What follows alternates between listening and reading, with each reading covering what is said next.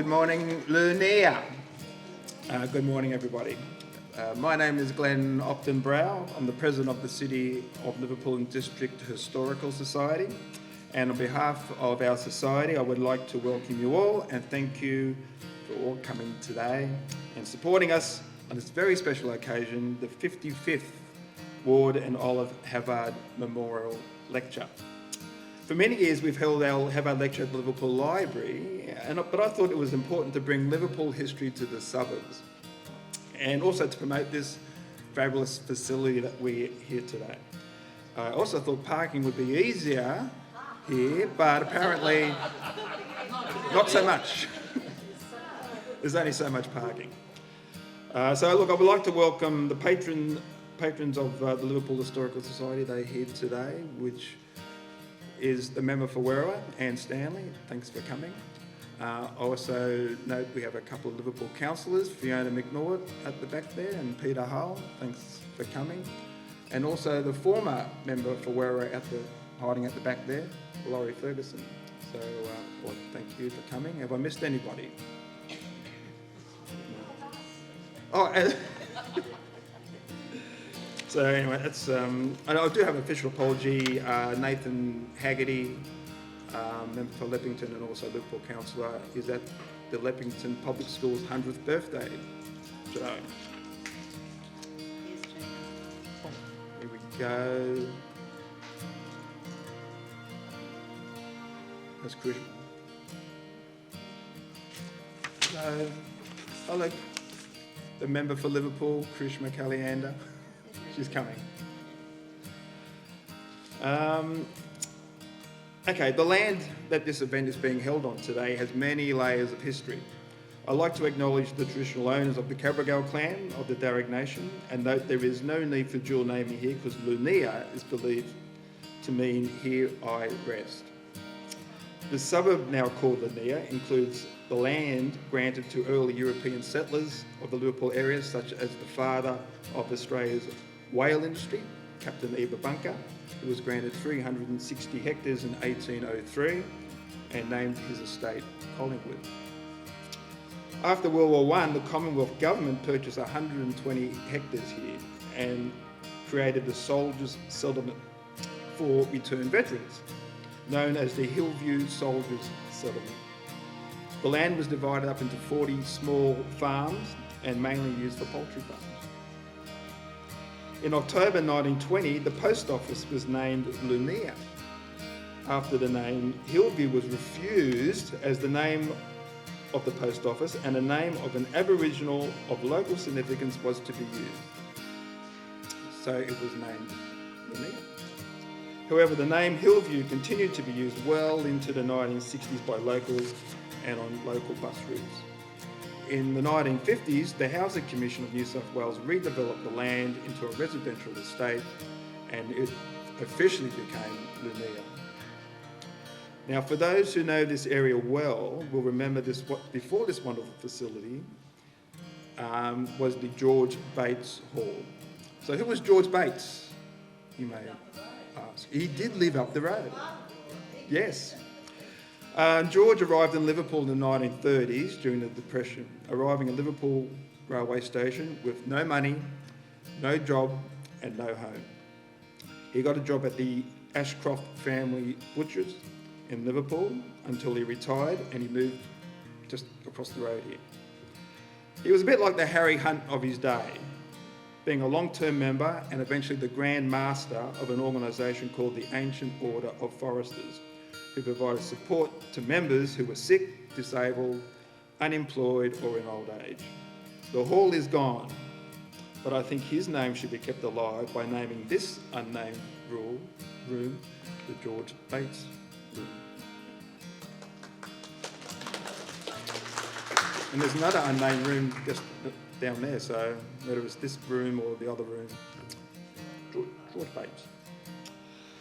In the 54 previous lectures of the Society, we have only had 4 women as keynote speakers.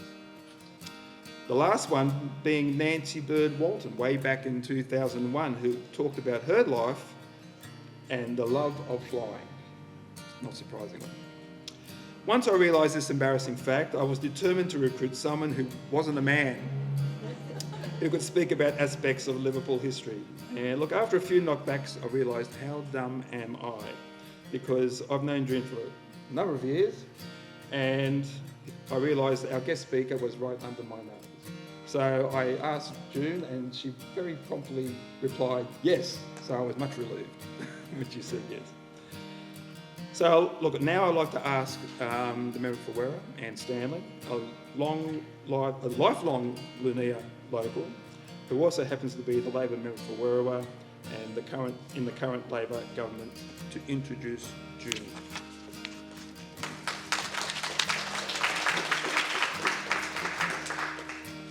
Thank you, Glenn, very much. And I am a recipient of a Labor government's decision to buy that land and make the Housing Commission settlement that you can actually see across the road. I am really lucky to have called this part of the world home for most of my life. I came here when I was one. I still live in the house that I grew up in, and this is just the best and most wonderful community. And I was remarking to Glenn earlier, and I thank him for that history lesson, because some of the things I didn't know, so thank you, that I still remember our mail coming to Lunia via Hillview. That went on into the late 80s. So they wanted to rename it back to Hillview, so I'm so glad they didn't. I also would like to acknowledge the traditional owners of the land on which we're meeting today, and pay my respects to elders past, present and emerging, and definitely provide my respects to anyone who identifies as First Nation people who join us here today. I acknowledge this was, is and always will be Aboriginal land. Can I acknowledge my parliamentary colleague Charisma Caliander, who is also a Liverpool councillor, and councillors Hull, McNaught and I thought there was Laurie. Oh, yeah, but he's not a Liverpool councillor. And also acknowledge Laurie Ferguson, who was a wonderful advocate for our region of southwest Sydney, but particularly this part of the world.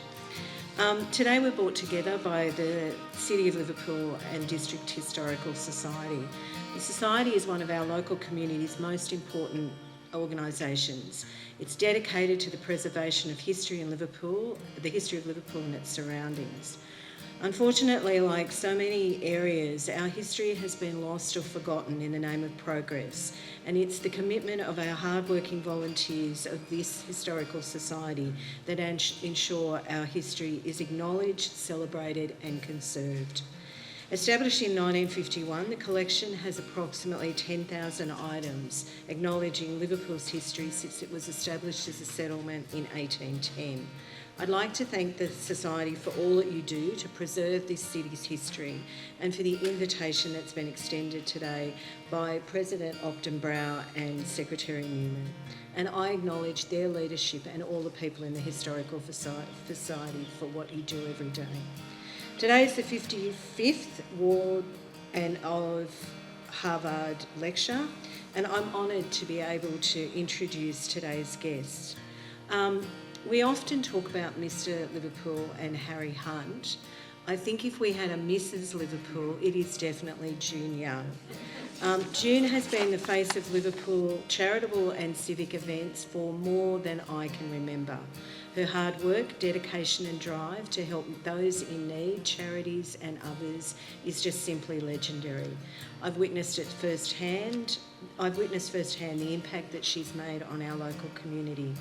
June's been a resident of the Liverpool area for over 50 years. I beat her by just a touch. And her service is far-reaching, both within our community and beyond. June has an extensive involvement in Quota International and Rotary International, both organisations that were driven in their shared goal of eliminating poverty and helping those in need. Closer to home, Mrs Young has been involved in the Liverpool Shepherd Centre, Liverpool Action Group, Liverpool Youth Needs Committee, Miracle Babies, Cancer Council, Autistic Advisory Committee, the New South Wales Council for Women and Fairfield RSL. And that, may I add, is not an exhaustive list. Her involvement in so many organisations over the years stems from a single motivation: her desire to give her time, her energy and her best in pursuit of a better community. She's given so much to our community and truly deserves the awards that she's accumulated over the years, including the Medal of the Order of Australia and acknowledgement for Liverpool Council on numerous times.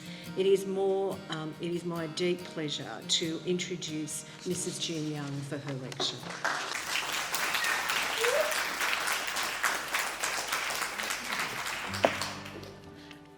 Well, thank you, everybody.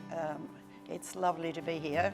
And before I start, I'll just tell you a brief history that my sister moved here to Liverpool in 1960 after her marriage. Both her daughters went to Lanier High School, and one in fact, the first year that it opened. They have gone on to do amazing things throughout the world, in fact. And just an example, as I said to Anne earlier, an example of what our young people from this area have done, whether it be the entertainment area, scholastically, sporting. We need to get somebody to, Glenn, this is a job for you, to write the history of what our young people have gone on to do and what they are still going on to do. We have young charisma here in Parliament now, and you know, Liverpool is an outstanding area and we have achieved so much. We do not deserve to be put down when they talk about the Greater Southwest. We are the Greater Southwest. Okay, now that I've had my little speech and calmed down a bit, good morning everyone. My name is June Young and this is my story. I was born on the 7th of September 1943 and lived at 87 Darley Road, Manly, until I married in 1961. It was a totally different era with many antiquated ways at that time. My parents were both heavily involved in community service and I believe this is where my roots of service are planted. Both my sister and I were brought up in a bubble. We were totally protected. We were Dad's little princesses and did not really venture out into the real world until after our marriages. We knew little about war, homelessness, harm or violence. Dad was a ham radio operator and he spoke to people all around the world, and I guess that's where I learned to talk. He was called up to the Air Force the night the war broke out, but due to his essential service work here with the New South Wales Railways, he was immediately released. This always caused him stress, as all his mates went and they could not understand his position of not joining them. Personally, my childhood was magic. We had the sea all around us. We lived on the beaches. I loved school and could not get enough of it. I would go to school early and come home late, while ever the teachers would let me stay in the building. I went to night school when in high school to learn cake decorating. And after the intermediate, I wanted to go on to do my leaving to become a teacher. But Dad said a girl's place is the home and did not allow that to happen. I started work at the MLC in Sydney as a stenographer, as when you left school at 15, you totally had shorthand typing, all the necessities to start work, and then signed up for nursing. Again, quickly stopped by my father, as no daughter of his was going to do that kind of work. One Christmas, our next door neighbour's son, who was in the army, brought home his mate, who had no family to visit over Christmas. His mate was Ken, and we had a wonderful time together for 6 weeks when Ken was due to go back to camp. I was 17 and a half and Ken was 20. Would you believe he had to get permission from the army and I had to get my parents' approval to marry? Amazingly, they all agreed and the venture started. Once married, of course, I had to give up my job at the MLC, as women were not allowed to work. Married women were not allowed to work. Ken's life was not like mine. His father had been killed in Changi prisoner of war camp.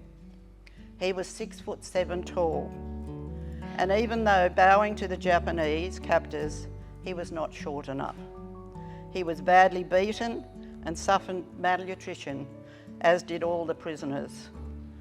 He died in 1944, and his wife was not advised until after the war ended in 1945.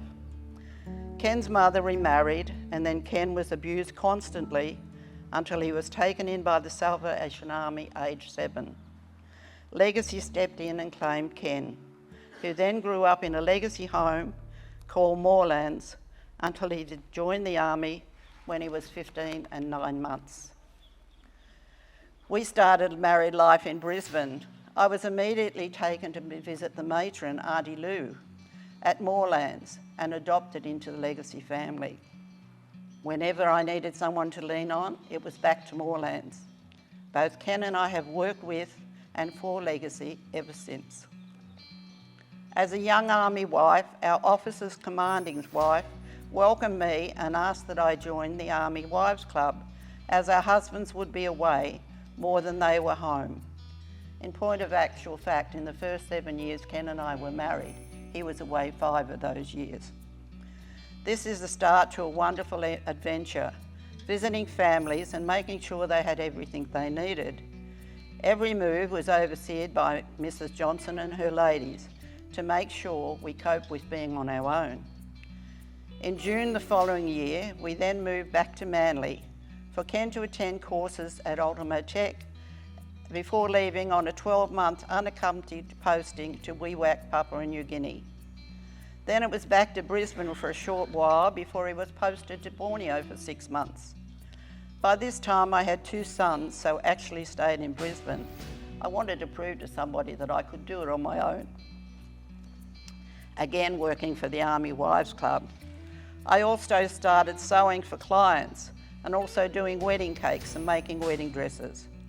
In November 1967, Ken was posted back to Vietnam, and this time we came home again to Manly. It was a trying time, as we were not allowed to let people know where he was or who he was. I started work for the Wheelchair Association in Brookvale, raising money for urgently needed medical items for those in need. It was an amazing time, so much animosity towards our troops and even their families. We lost a close relative, and he was buried in Adelaide amongst protests of people calling out, "He killed the enemy." On Ken's return, it was off to Darwin, where again I felt the need to go to work. I worked for the Army using my office skills, along with joining the CWA for charity work. We worked constantly with the leper colony on an island in Darwin. I could use my dressmaking skills and craft skills to make items for both the clients and to raise funds. 7 months later, we were off again, this time to Popondetta, Papua New Guinea. On arrival in Pop, over the Owen Stanley Mountains, at the other end of Kokoda, we were dropped into the village. Villagers, dogs, pigs, children, and lots of drums. Fortunately, this is Army humour. And we were taken quickly to our house, which was bordering on the village. New Guinea was wonderful.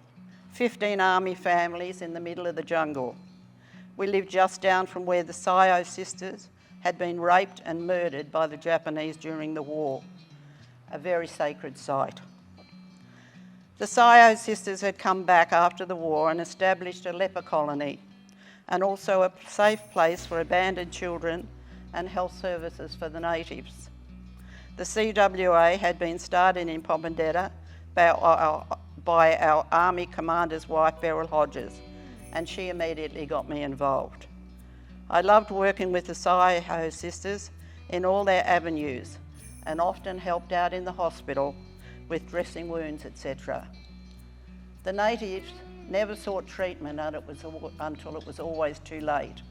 Ulcers would become infected and eat into their skin, with the only option being long amputation, and that saved their lives. I became the president of the CWA and encouraged our small groups of wives to join in. I could write hundreds of stories about our time there, but we'll add a couple. I was sewing for the ladies as we had no European services there, making ball dresses for our, would you believe, annual army ball. There was only 15 families.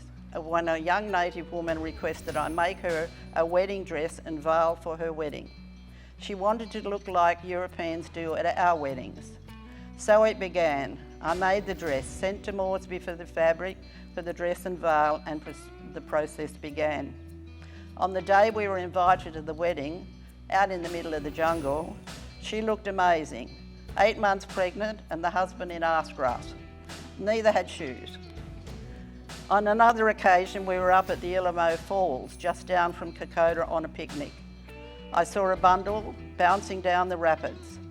At this time, I too was 8 months pregnant and immediately jumped in to retrieve the bundle. And yes, it was a baby girl. Girls had no value and it was normal to dispose of them. Immediately all hell broke loose as I had well and truly overstepped the mark. Fortunately, our police officer and doctor were also at the rapids that day and they got me and the bundle into the police van and we took off. The baby lived and went on to live with the Saiho sisters.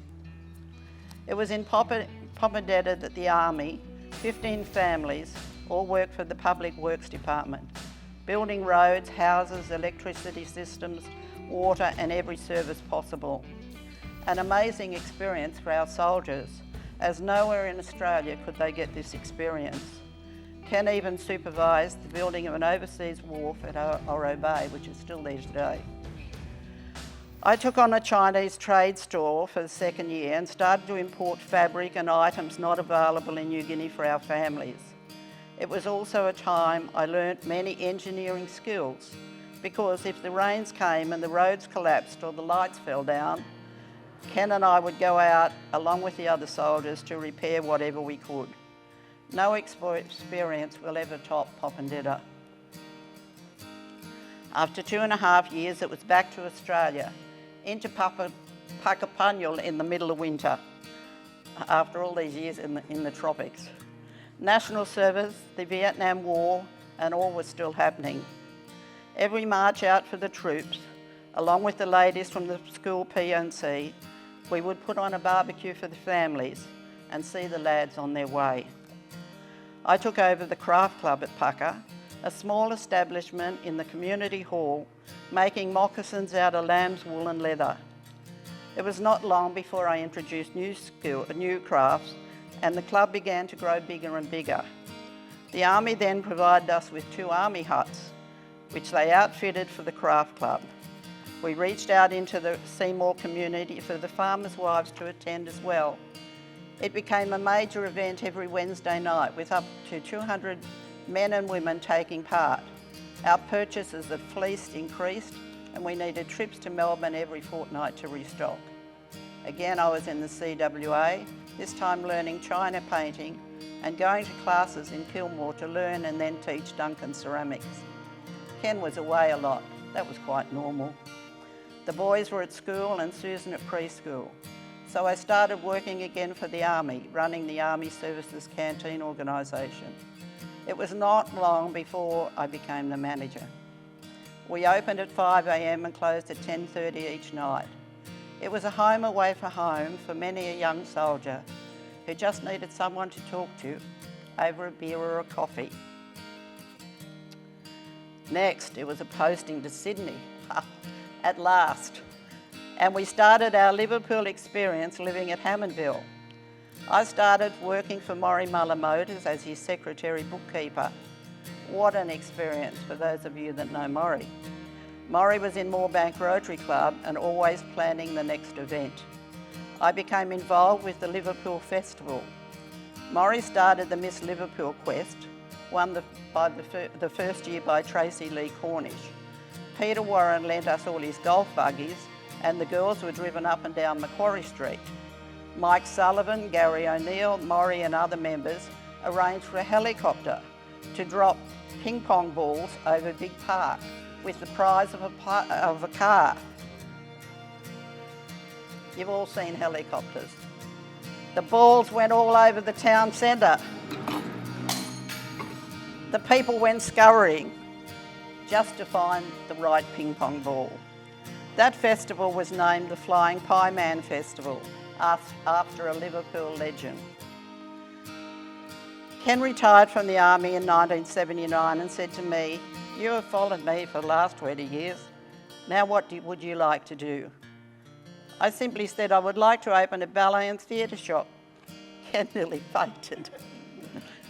Ken went on to work for Fairfield Council as the roads engineer and bridge engineer, and we opened our first shop in the NRA Plaza next to Liverpool School called Stage Struck. Our business grew very rapidly and we opened a second store for aerobic wear in the same arcade. I joined the Retail Traders Association and Liverpool Chamber of Commerce, quickly taking on leadership roles. I became involved in committees with Liverpool Council, the Mall Committee, business awards run by the council in those days, economic development, tourism and CBD committees, and have been on council committees every year since. Our business outgrew the premises, and it was Peter Warren who asked me one day if I would move to his shops on the outside of Westfield, around the corner. Way out of my price range, I said to him. He said, "I'll give you two for the price of one, as I need your business to bring people around the corner to my shops." Peter became my greatest teacher, calling in regularly to see what was happening in the city. Next, I opened another shop at Seven Hills, and we, in that year, became the largest independent ballet and theatre business in New South Wales and in Australia. The name was changed to Stage Struck Australia Limited, and we covered every type of service from dance, ice skating, physical culture, TV, school spectacular, wakakiri, ballroom dances, circus, live theatre productions and musicals. Regular customers included Rodney Roode, Jane Scarley, Peter Kay and many others. I still have a wonderful connection with all of our dance teachers and entertainers. I would work in the shop during the day and make costumes at night. Ken can make as many costumes as I can. He learned everything I learned and I learned everything he learned. In the year 2000, after doing costumes for the Olympic Games, I put the business on the market as I felt I could not top the Olympic Games. I was in business for 23 years, and during that time I also started working with troubled teenagers at the Liverpool Youth Needs Committee. I was the treasurer for 8 years until the service closed down. We would help young people who were homeless, in trouble with the police, just disillusioned, or who needed a safe place to be. Sean Langfield from Disability Southwest was the chair, and that is how I learned about his organisation as well. While working, I was invited to join the exclusive Quota International Club of Liverpool, where you had to be interviewed and you had to be accepted. And if you weren't the boss, or if you didn't have a university degree, you were not accepted. Things have changed so much. We will take anybody at Quota. If you'd like to come along, you're very welcome. The first time I became president, I suggested we hold a craft fair at Warwick Farm Racecourse. I had the contacts and it was a wonderful success, raising over $20,000 for Liverpool Hospital. Next year we expanded it and had exhibitors from all over Australia, again topping our previous $20,000 mark for Liverpool Hospital. We continued for 5 years and then moved the venue to Liverpool Hospital as Warwick Farm was no longer available. Unfortunately, it was not as successful and we let it go. Over the years, Quota has had many successful events, some of which I've suggested.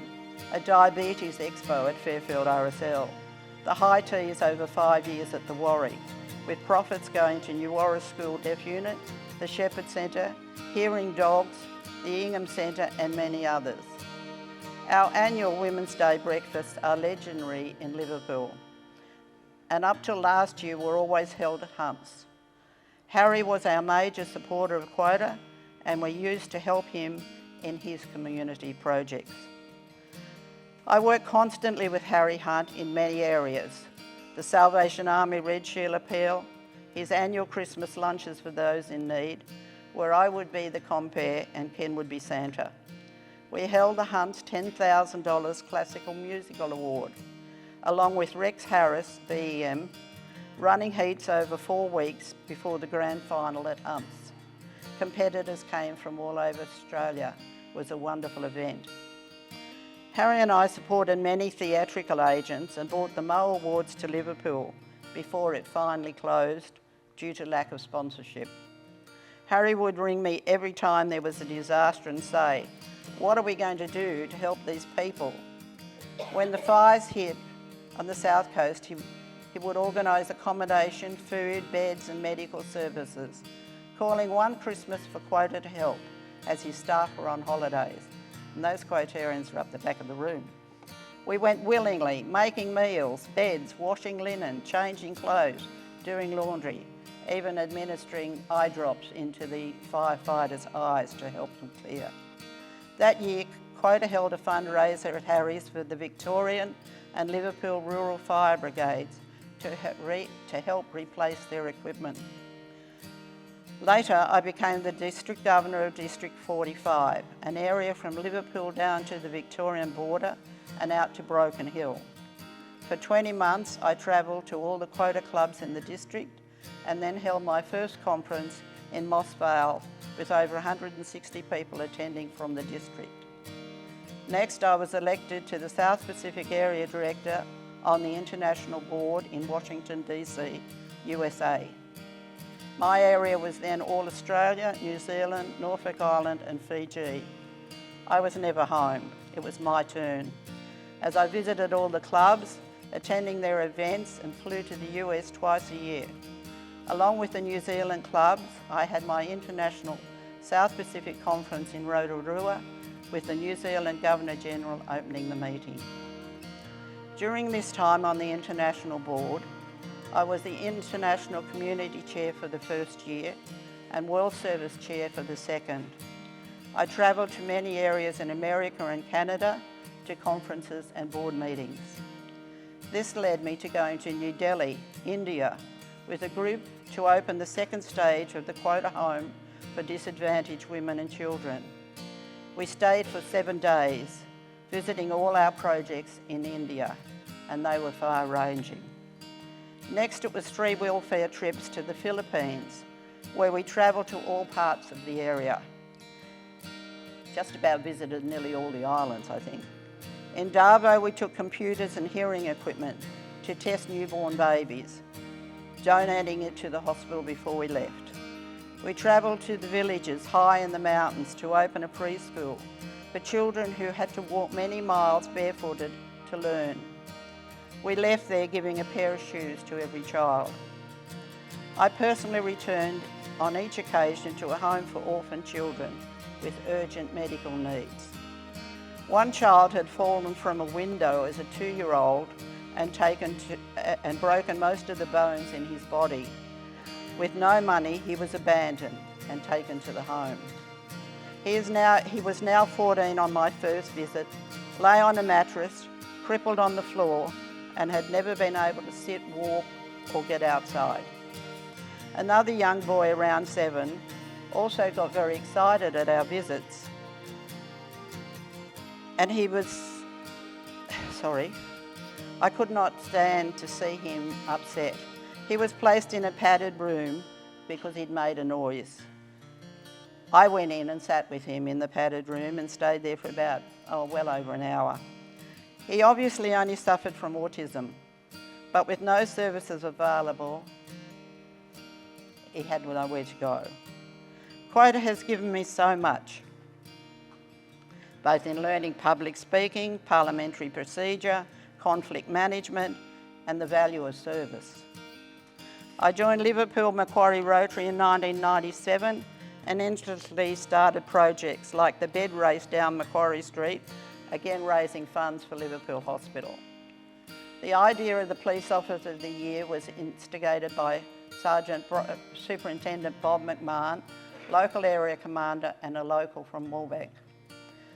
Bob had previously been commander of Fairfield Police and in 1998 had the tragedy of losing one of his men Senior Constable David Carty.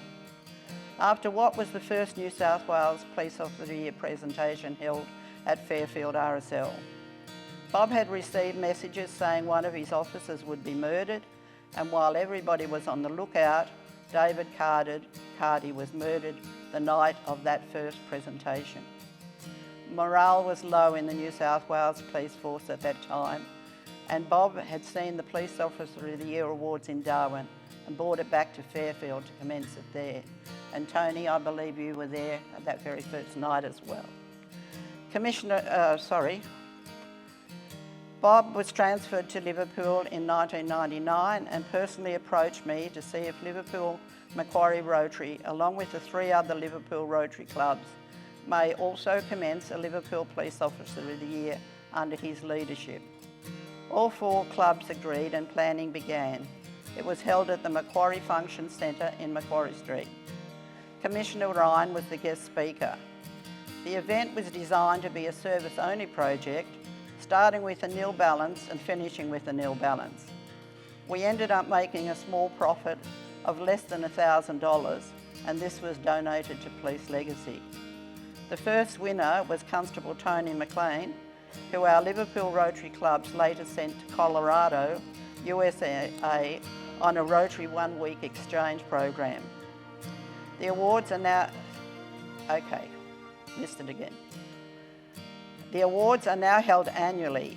Each year we budget to give at least $1,000 to Police Legacy in recognition of the police and their families who have made the ultimate sacrifice, and this has totaled over $30,000 over the past 23 years. From around the 10th presentation evening, we include making an annual donation of $1,000 to the Liverpool Police Youth Programs. This has included the PCYC and currently for the past 7 years, the Police and Schools football competition. The last 3 years, we have also donated a $5,000 scholarship to a Police Legacy ward to further their education or TAFE training. We have awarded Paul Harris Fellows over the years, namely to Superintendent Bob McMahon, Superintendent Adam White, Superintendent Paul Martin, Commissioner Andrew Scipione, Superintendent Debbie Wallace, Assistant Commissioner Nick Caldos, Mick Patecki and Assistant Commissioner Frank Manelli. The Paul Harris Award being the highest award for service from Rotary International. Liverpool Rotary President Kevin Jackson presented me with a Paul Harris Fellow for my work with the Police Officer of the Year. Commissioner Scipione started the official New South Wales Police Officer of the Year Awards approximately 12 years ago. This is a very upmarket event, and police winners from all the Rotary Police Officer of the Year events are nominated, along with other police units and services. On a number of occasions, I have been an advisor on the committee and presented awards on the night. In the 4th year, the City of Sydney Rotary Club presented me with the Sapphire Paul Harris Award for my continuing work with the police. The emphasis on the New South Wales Awards is fundraising for the Rotary Foundation and Police Legacy, which is not the case in the Liverpool Awards. In 2016, Commissioner Scipione presented me with a Police Commissioner's Certificate of Appreciation for continued support of the Police Officer of the Year program, both here in Liverpool and in New South Wales. I have been the coordinator of Liverpool Police Officer of the Years for 21 years. It has been running, and secretary for the other 2. This year I have handed the chair over to Liverpool West Rotary to run the function this year and into the future. Liverpool Macquarie Rotary closed. I transferred to Liverpool Greenway Rotary, who over the years have let me run free, organising functions at Warwick Farm Racecourse for the Egtomer Foundation, which is ovarian cancer, and the Ingham Centre in the 2nd year. As a Rotarian, I have organised at least 7 Liverpool Combined Service Club dinners at the Catholic Club, raising funds for Meninja Cottle, Liverpool SES, RSPCA, Lisa Farmer Foundation, the Ingham Centre and the Eggtober Foundation. The year the council was burnt down, we put on a showcase of Liverpool local talent. The showcase included our young people who had become international singers, ballet dancers, musicians and actors. We commissioned a painting of Governor Macquarie from a local artist, Pamela Derikis, to present to Liverpool Council, as the one at the Chambers had been burnt. This portrait now hangs in Liverpool Library. Both Ken and I become mentors of the Rotary Youth Program of Enrichment, Ripen Camps, for 14 to 17-year-old high school students. And we did 16 camps in all. Ken is the outdoor activities and technical educator, and I was to organise speakers, dinners, concerts, and a bush dance, along with other leaders. Most Rotarians only do 2 years or 4 camps, but no, we did 8 years with 16 camps. We had speakers such as Debbie Wallace, child protection officers, medical experts, and youth leaders who had gone on to do amazing things. We hosted Rotary leaders and vocational leaders for a week at a time, from a Colorado military leader and police officer to a veterinarian from Boston, all of whom we still keep in contact with. Again, the leadership courses and opportunities to work with in the district was just amazing. I did a number of years on district committees for community service and vocational service. Once again, I worked Harry Hunt to organise the fundraising events for Rotary, the biggest being the flood relief program for Broken Hill. We raised $55,000 on the night, and then we did another for the Queensland flood relief, along with other services for the homeless and disadvantaged. In one of the years I was president, we held a ball at the Roma Classic for Liverpool Hospital, raising $35,000 for ovarian cancer research. Last year, I organised with the help of Liverpool Greenway to hold a black tie ball for Lifeline Macarthur and Western Sydney. We raised $88,000 for our CEO over here, Veronica.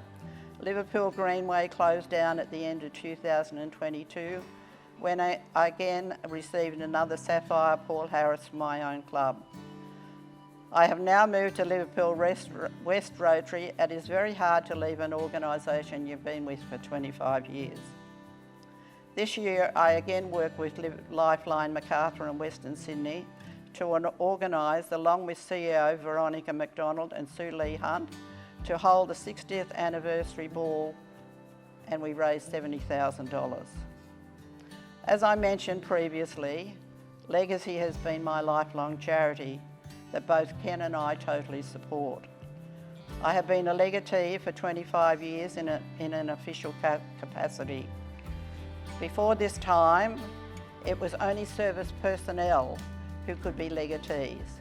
But when Legacy formed a foundation 25 years ago, they accepted women. And guess what? I was the first. In the past 25 years, I have held the monthly meetings for the Liverpool Fairfield Legacy Widows Club, worked on Legacy Days, and taken on being the chairman of the division for 4 years. Over time, Ken did 12 years as chair. We have been house parents for Legacy children on camps, which Ken organised at Gangan Army Camp, being the go-between with the police when young people got into trouble and provided care and support for the widows. We have weekly meetings, and I also organise trips for the widows and members of Fairfield RSL every month. We currently each have 40 to 50 widows to look after, as do all the other legatees in our area. I am currently the Welfare Officer for Fairfield RSL sub-branch for the last 8 years and President of the Women's Auxiliary for the last 20 years. I was the President of the Western Welfare Group Women's Auxiliary and delegate to their annual conferences. We raise funds for our veterans, selling badges on both Anzac Day, Remembrance Day and any other functions we can do. In 2012, Ken and I were booked on a reenactment cruise to Gallipoli to mark the 100th anniversary of the landing at Gallipoli. New South Wales RSL Association Auxiliary President Pauline James, OAM, asked us to take the Gallipoli quilt with us. This was a quilt made of squares, embroidered, painted, cross-stitched by members from all over New South Wales, including a square made by Christine Frame, who also did the backing of the quilt. Christine's relative, Percy George, was killed at Lone Pine, aged 19, and we were to find the grave and place the quilt on the grave. We had just on 3,500 people on board, ranging from a 2-month-old to a 97-year-old. Most people had some connection with Gallipoli, from young soldiers to old diggers, some with family connections and many tracing the history. We asked the captain, could we show the quilt in the library? However, after one day he requested we show it twice daily in the Hall of Remembrance on the ship. We spent every sea day from 10 a.m. till noon and then 2 p.m. to 4 hanging and showing the quilt. I had a little red book where I got people to write down the stories about why they were there, many with traumatic experience for memories of loved ones. We became part of the news team and were taken on shore to film the quilt with all members of the tour's families, and of course we had to find Percy's grave. Many people took Australian flags. One person took an engagement ring. Others took bottles of beer and left notes such as having a beer with a mate. We took the quilt on shore wherever we left, in Albury, Western Australia, Ceylon, now Sri Lanka, Greece, Egypt, the Valley of the Kings, and to all the ports, showing it wherever we could. It was an amazing journey with several services, with a special service at the site of the sinking HMAS Sydney and to Cocos Island, where the German raider Cormorant ran aground after being badly damaged by Sydney's guns. On return, I have spoken at many RSL functions about the journey, and Pauline James has taken the quilt all over New South Wales, Queensland, Victoria, Tasmania, telling of its journey. Then Prime Minister Tony Abbott has had the quilt in his Manly office, and he personally contacts the ship every day to monitor our journey. On return, we took the quilt to Bathurst, New South Wales, where Percy's family had come from, to show it to Percy's family and to welcome him home. Next, it was a special presentation at the New South Wales War Memorial to deliver the quilt to its new home, along with a little red book with all the stories in it. A very emotional time, as my 3 great aunts, the Lowry sisters, has served as nurses in the First World War, all overseas, from Lebanon to England to Egypt to India. And their story alone is quite amazing. They were the only 3 sisters serving overseas at the same time, and their history and medals are displayed in the Newcastle Museum. Our auxiliary works tirelessly raising funds to go towards the building of the John Edmiston VC Care Unit at Austral and having a waiting room named after Fairfield RSL Auxiliary. Each year for the past 19 years, I have organised a fundraising event for our club, always themed, and we invite guests from all other auxiliaries to join us. This year we have just had a Mad Hatters luncheon and raised $8,000 to go to the Spur Equine program at Thirlmere for veterans to learn to care for horses and recoup from any trauma suffered in their service.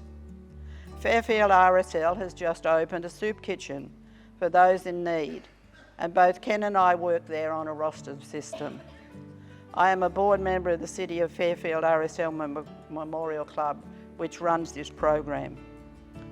In 2016, at the 100th anniversary of the RSL, I was presented with the top RSL award, the National Certificate of Merit and Gold Badge at the Sydney Town Hall. Currently, I am on the committee to organise our very first RSL Poppy Ball to be held on the HMAS Adelaide on Remembrance Day.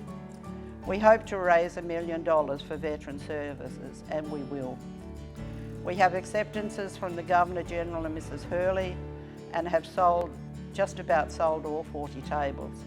Mrs Hurley is actually writing us a song, as she does, for just about everything that she'll personally sing on the day. We'll have a going down of the sun service on deck before going to the ball in the hangar. I am still a member of Liverpool Chamber of Commerce and attend all their meetings. It is just so wonderful to see young people taking the plunge into business, just like I did all those years ago. Sometimes I feel a bit like a mentor and hope I can pass on my knowledge to these amazing business people. This year I was inducted as the #1 recipient of the Liverpool Hall of Fame. It should have been Harry Hunt, but we lost him last year. It should have been his honour, but I've got it. When Grace's father started AAS, the Autistic Advisory in Service in Liverpool, she asked if I would go on the committee. I became a director and then treasurer for just on 8 years. This service provides service for families all over Australia for children with autism, and Grace continues to engage the community in providing more services. Grace only has to ask and I will support her because she's amazing. This goes for the ladies of Miracle Babies. I started working with them when they held their very first meeting again at Hunt's. Our first Liverpool quads, the Brown boys, were due to be born at Liverpool Hospital and their mother needed support. That was the start of this amazing charity, now all over Australia and ready to go international. You'll see their cribs in many places wherever you go. Please donate. At one stage, we used to run a clinic for new mothers to learn how to cope. Volunteers looked after their children. I had the amazing role of looking after the babies every Friday while Mum had the lessons. Again, we helped with their Christmas parties, with Ken as Santa, and me providing the ladies with costumes. It was just wonderful. Currently, I am supporting Christy Parks from Liverpool Community Kitchen as she organises a fundraising event at Cabra Vale Diggers on the 13th of October, and hope many of you may consider coming. This is a snapshot of charities I have worked with for the Autism Advisory Service, Miracle Babies, the Shepherd Centre, Ingham Institute, Cancer Councils, Escobag, Arthritis Society, Red Cross Calling, Salvation Army, and I hope you've enjoyed my story. I have received many rewards, too many to talk about, but none of it would have been possible had I not had the amazing people working alongside me. No one can do it on their own. You need wonderful people supporting you, amazing committees, devoted human beings, spurring you on every foot of the way. Of course, my husband of 62 years, a man who had a terrible start in life, the man who taught me every little thing you do makes a difference, and my amazing family.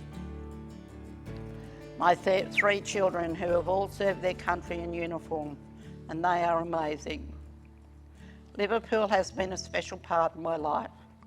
Our community has provided me with an outlet for such amazing opportunities, for friendship, and I can never do enough to give back to this amazing city.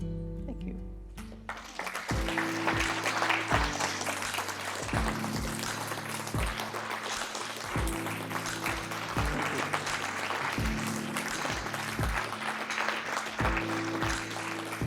We love you, Darren, we really do. How many years have I known you now? No, we won't go into that. Lots of years, Lots of years. Yeah, we have. Great admirer of June. I've been to many functions, that high teas that she's organised. I've been with Fairfield RSL for 40 years, so I've known June a long time through Youth Club, Women's Auxiliary now that I'm part of, sub-branch. So yeah, she's just an amazing person, really someone to look up to. I was running the Deb Balls at Fairfield RSL. I had June as a matron of honour. Then she became one of the guests of honour. So yeah, it's just, I think she's very inspiring to all of us to just help volunteer and be part of things. So great speech, June. Love you to bits. It's blue, it's B, it's 87. Kathy.